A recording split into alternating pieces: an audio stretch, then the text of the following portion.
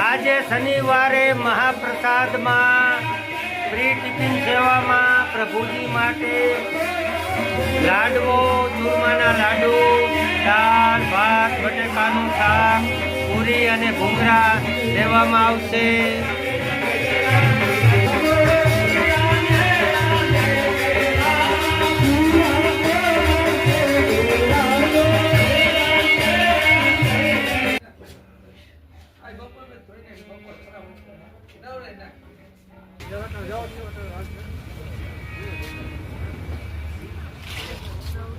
partner આપણ ફાળક બધી